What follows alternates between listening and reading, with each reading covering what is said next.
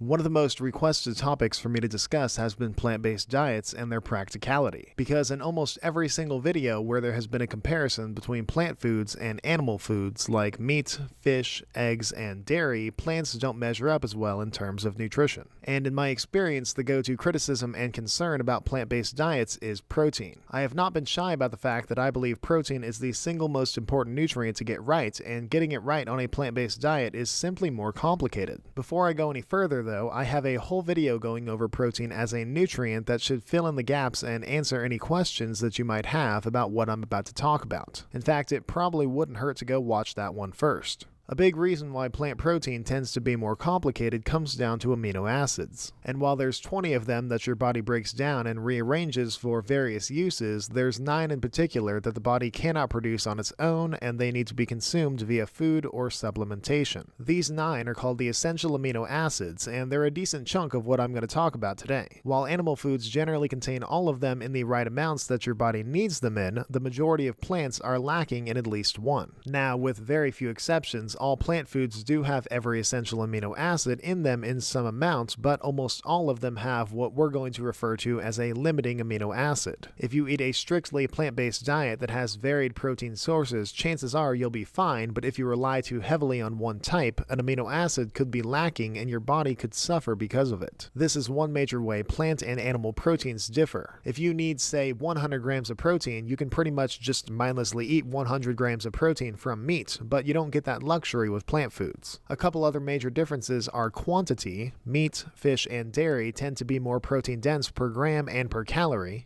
and bioavailability, as animal source protein tends to be better absorbed and actually used by the body. Another warning about plant-based diets that's not specifically related to protein that I feel the need to mention is the other common potential nutrient deficiencies of nutrients that people reliably get from meats and dairy. Omega-3s, calcium, iron, etc., but especially vitamin B12, which to my knowledge is still impossible to get on a vegan diet without supplementation or artificially enriched foods. I understand there are various reasons why people would want to be on a plant-based diet. I'm not going to tell you not to, especially because even if I did, it wouldn't get through anyway. I just want to do my part in ensuring that you're doing it correctly and that it does not come at the cost of your health, because it is objectively more difficult. And to try and bring it all full circle, a big reason why it is more difficult is protein. So today I wanted to go over 10 of the best plant protein sources and not just discuss the highlights and potential pitfalls in terms of protein, but also appreciate how they can benefit your overall nutritional needs beyond it. While this will mainly be speaking to people on plant-based diets, it's not exclusive to them, as these are also great options for people on omnivorous diets too. Realistically, not all your protein has to come from meat, and variety is the spice of life. So without further ado, let's get to it. Now, I'm sure at this point everyone has heard the praises of soybeans many times, and you're probably kind of tired of it. Don't worry, we're not going to talk about soybeans, that would be too easy. I am, however, going to talk about their younger counterpart though, edamame. While soy has a tendency to be the go-to meat replacement, I feel like edamame is underappreciated. In terms of protein content, edamame has about 12 grams per 100 grams of food, which is comparable to that of eggs and beef per calorie. And edamame's protein is considered very bioavailable by plant standards. Edamame, along with all soy foods, is generally considered a fairly complete protein containing adequate amounts of all 9 essential amino acids. As for this graph, it's not taking into account overall protein content. Instead, this is a way to see amino acid ratios compared to their recommended amounts of each compared to each other. Basically, an easy way to show how complete its protein is and to identify its limiting amino acid and how much said amino acid is actually limiting. So for edamame, if anything's going to hold it back, it's going to be its relatively unimpressive methionine content. You will get enough eventually if you eat enough, but it doesn't hurt to shore up your diet with some more methionine-rich foods like certain seeds and grains. Now, people who consume animal foods like meat don't just do it for the protein, they expect nutrients beyond it, and edamame delivers beyond protein as well. Like many animal foods, edamame also contains a relevant amount of fat, a notable amount of all 3 major types: saturated, monounsaturated, and polyunsaturated. Edamame is pretty fibrous, which obviously fiber you do not get from animal foods, and it's a genuinely good source of several micronutrients: magnesium, phosphorus, potassium, zinc, copper, folate, vitamin K and choline. And as I feel like I've been saying a lot lately, soy as a whole is rich in isoflavones, compounds shown to benefit cardiovascular health in many ways. And while the jury is still out on many of these, they are also believed to have anti-inflammatory effects, improve bone health, improve gut health, lower blood sugar and cholesterol levels, combat cancer risk, and ease menopausal symptoms. This is the food in this video that I personally eat the most often, and I speak from experience when I say that it's pretty inexpensive, very easy to prepare, and fits in a variety of dishes. My personal favorite is a poke bowl, but they fit in just about any kind of salad-like dish, and they're perfect on their own as a light snack as well. I personally believe edamame should be a plant-based inclusion for everyone who is not soy intolerant.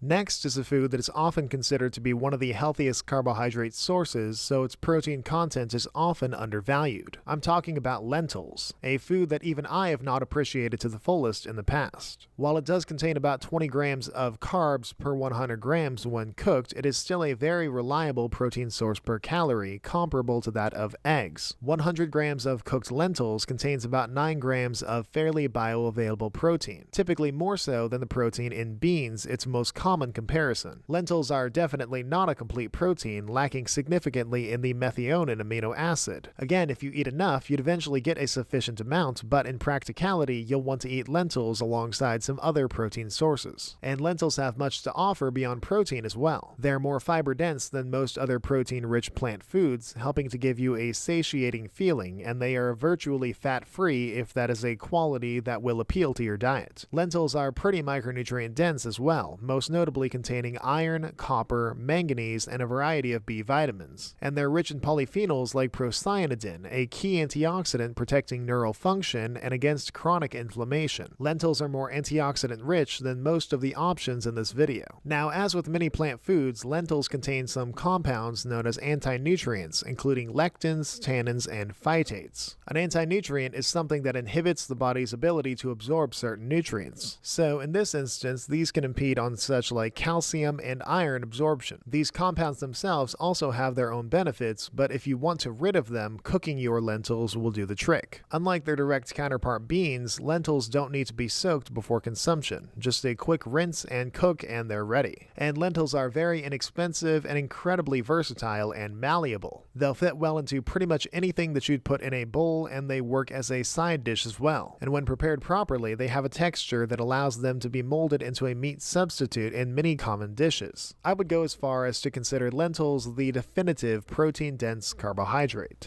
Next up, we've got a bit of a fan favorite if you go along with the idea that food has fans. It's quinoa, literally one of the go-to examples for a quote-unquote healthy superfood. This gluten-free pseudo-cereal is not quite as protein-dense per gram or calorie at about 4 grams per 100 grams, but it is a unique food that may make protein consumption easier for a lot of people. I would personally consider quinoa to be a complete protein, as even its limiting amino acid, methionine, isn't exactly what I would call lacking, and quinoa's protein is considered quite digestible. Beyond protein, the majority of the rest of its calories are carbohydrates, mainly starches and insoluble fiber, and quinoa has a lower glycemic index than many grains. It also has a higher antioxidant content than most grains, pseudo-cereals, and legumes, notably the powerful quercetin and camphorol, and it's a genuinely good source of copper, manganese, magnesium, and phosphorus, but it contains a little bit of most minerals and even some vitamin E. Quinoa contains some anti-nutrients, but these are reduced by rinsing, sprouting, and cooking. You know, the usual stuff that you're probably already doing anyways. And as for where to include quinoa, well, it'd probably be easier to list places where it doesn't belong. While I wouldn't go as far as to call it a superfood, quinoa definitely deserves a place in your plant-based nutrition plan.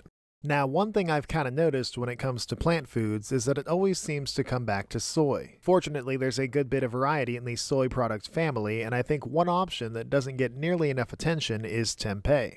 Tempeh is made from fermented soybeans that have been inoculated with a mold. Keep in mind that some variants out there contain other ingredients like wheat, quinoa, rice, or certain seeds. Tempeh is a more compact, higher-calorie soy food, being about 200 calories per 100 grams, due to containing a relevant amount of fat and carbs. It contains about 20 grams per 100 grams of protein when cooked, and you really should cook it to avoid potential harmful microorganisms. Like most soy foods, tempeh is lacking lacking a bit in the methionine amino acid. Despite all this, it is still objectively one of the best plant protein sources per calorie. Like all soy products though, tempeh offers more than just protein. It is very fiber-rich, which acts as a prebiotic and is a notable contributor of selenium, manganese, phosphorus, magnesium, iron, and B vitamins. Bear in mind that many of these micros are usually expected to be consumed from meat, making tempeh about as apt of a replacement in this regard as you're gonna get. Tempeh also contains isoflavones and all of the aforementioned benefits that they entail. But what really separates tempeh is its fermentation. This allows for more bioavailable protein and a probiotic effect, benefiting bacteria found in your intestines, overall boosting immunity. And tempeh is another very versatile food that can find its way into many replacement options due to its appealing texture that's often described as nutty and kind of chewy. If you find yourself using tofu a lot, I'd recommend swapping this out a couple of times to see if you like it. And that sentiment really goes for anyone who's not intolerant to soy, because tempeh is criminally underappreciated. In general, the most consumed food group, grains, tends to not be the first thing people think of when they hear protein, and for good reason. But there is an obscure exception that I needed to make sure would find its way into this video, that being seitan. Seitan is made of vital wheat gluten flour. Wheat flour and water are kneaded and starched until you're left with just gluten protein, so it should go without saying that this is not a gluten-free food. It should be mentioned that some seitan mixtures also include other ingredients like soy or chickpeas as well. Because most of the starches are washed away, seitan winds up being a very protein-dense food. It's not the most bioavailable protein, but it is far from the least, and more importantly, it provides an easier or just different textured option that will appeal to many people's tastes and digestion better. Seitan is not quite considered a complete protein, as it's lacking in lysine as many grains do. Again, if you eat enough, you'll eventually get there, but practically you'll want to pair it with some foods higher in lysine like beans or legumes. But beyond protein, seitan does contain some other nutrients, notably selenium, iron, and B vitamins, nutrients that people usually rely on meat for. So not only can seitan be a decent meat substitute taste and texture-wise, it can also act as a beta meat nutritionally as well. Seitan is debatably the most reliable sheer plant protein option for those with a soy allergy, and though it may be the food in this video that I have the least experience with, I look forward to more and more people discovering it. This next food to me is the most interesting and I guess unconventional food in this video, spirulina. Spirulina is a type of algae that is ridiculously nutritious. It often comes in supplement, tablet, or dried powder form, but it can be eaten raw as well. Raw spirulina is about 6% protein, but when dried and dehydrated, it packs an insane 57% protein content. It has over twice as much protein as carbs and over 7 times as much protein as fat, which is a roundabout way of saying that this is definitely a protein food. Spirulina in either form is higher in protein than even chicken breast per calorie, and I would consider it to be a complete protein, though it is slightly limited by its methionine content. It's by far less than many other plant foods. And spirulina's protein is also very bioavailable, comparable to that of soy. In terms of protein, spirulina is practically flawless, and it's only limited by the fact that it's not recommended that you consume more than 10 grams of it a day. It packs a relevant nutritional punch even in that small amount though. It contains an impressive amount of copper, iron, and B vitamins, and an antioxidant known as phycocyanin, which gives spirulina its distinct color. This gives it a powerful anti-inflammatory effect, and it's also shown to help lower blood pressure and LDL levels. Algae is also the origin of DHA and EPA omega-3 fatty acids, pretty much the only class of plant food that actually contains them. The most common way to consume spirulina is to include some of its powdered form in something liquidy. Smoothies, soups, dips, and dressings, stuff like that. Though it is limited to basically being a supplement, spirulina belongs in the discussion for the healthiest plant food out there, and possibly the only one in that debate with a genuinely fantastic protein profile. Next up, we've got what has been called before the future of plant protein, and one that I'm quite excited to talk about again, lupini, or lupin beans. These legume seeds have an astonishing 16 grams of protein per 100 grams, making it one of the best protein per calorie options out there and completely dominating everything else in the bean and legume realm. In terms of amino acids, they are lacking a bit in methionine comparatively, so it doesn't hurt to support them with other foods like grains or seeds. Lupini is a lower fat food food with a relevant carbohydrate content, about 10 grams per 100 grams, but this is without a doubt a protein-focused food. It's got a variety of vitamins and minerals that you typically find in beans and legumes, but admittedly it's not as impressive in this regard. Lupini does, however, contain a more significant antioxidant content than most legume-like foods. These include anthocyanins, quercetin, and zeaxanthin. On the flip side, though, they do also contain anti-nutrients, tannins, lectins, and phytates, though their content is significantly reduced via cooking. And lupini requires a significant soaking period to really be palatable. Over the years, more and more ways to use lupini have been popularized, including pickling them and milling them into flour. Honestly, the biggest issue is that they're not the most accessible food in the world right now, but that is slowly and steadily being remedied.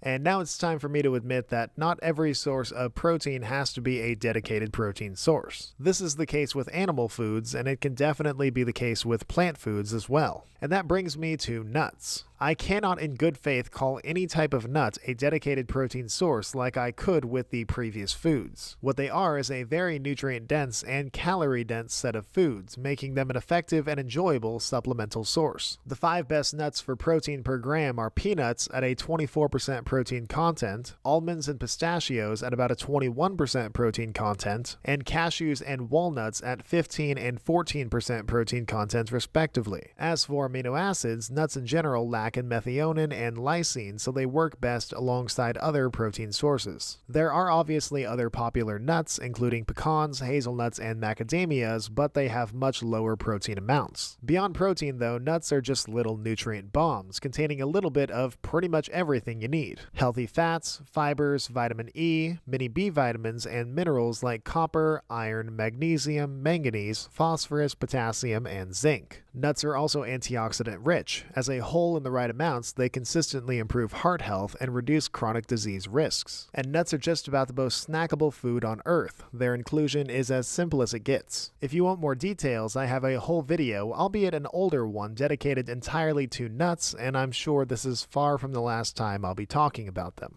And I would be remiss to talk about nuts without shouting out their direct counterpart, seeds. And seeds are, at their best, even more protein and nutrient dense. That being said, they're still not the most bioavailable protein, and they would still be best used supplementally. The most relevant ones are hemp seeds at nearly 32% protein, pumpkin seeds at 30% protein, and flax seeds, sesame seeds, and chia seeds at around 17 to 18%. I would personally consider chia and hemp seeds to be complete proteins due to hardly having a relevant limiting amino acid, while the limiting amino acids in the other ones are methionine and lysine in flax and pumpkin seeds, and really just lysine in sesame seeds. And beyond protein, similar to nuts, seeds kinda have a bit of everything, notably alpha-linoleic omega-3 fatty acids, polyphenol antioxidants, and a variety of micros that can be tougher to get on a plant-based diet: calcium, iron, magnesium, zinc, and most B vitamins. And seeds are arguably even easier to eat than nuts, because not only are they a great snack, they tend to work better thrown into a variety of recipes without much thought. It can be tough to reach protein goals, especially on more of a plant-based diet, and it's important to remember that it doesn't all have to come from quote-unquote protein foods. Basically, just don't neglect the contributions of the little guys.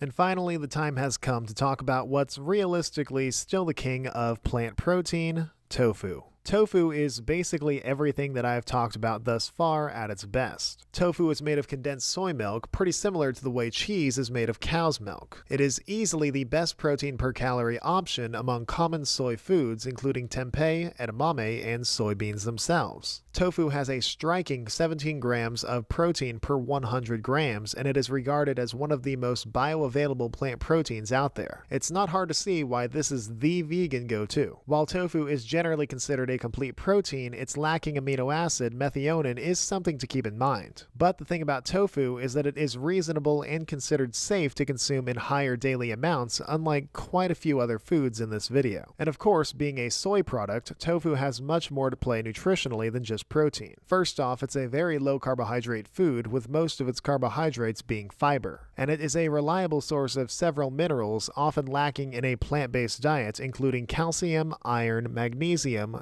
selenium and zinc. Tofu also contains soy's isoflavones, providing the confirmed heart health benefits and the perceived multitude of other benefits that I talked about earlier. But to me, the real reason why tofu deserves the title of king is its versatility. It can be eaten raw or cooked, and it can find its way into nearly any recipe. Anything where normally meat has a presence, tofu can theoretically replace it. You can use it for breakfast, say in burritos, because they can be made to have an egg-like texture. You can include it in salads, soups, sandwiches, curries, pot pies, dips, basically anything you can imagine. And tofu's flavor and texture is extremely adaptable depending on how it's prepared. You could feasibly have baked tofu for breakfast, raw for lunch, and grilled for dinner, and it could feel like three completely different experiences. That is a malleability that not even most meats can claim. If you intend to get your protein from plants and your body doesn't react negatively to soy, there's really no reason for tofu to not be a staple.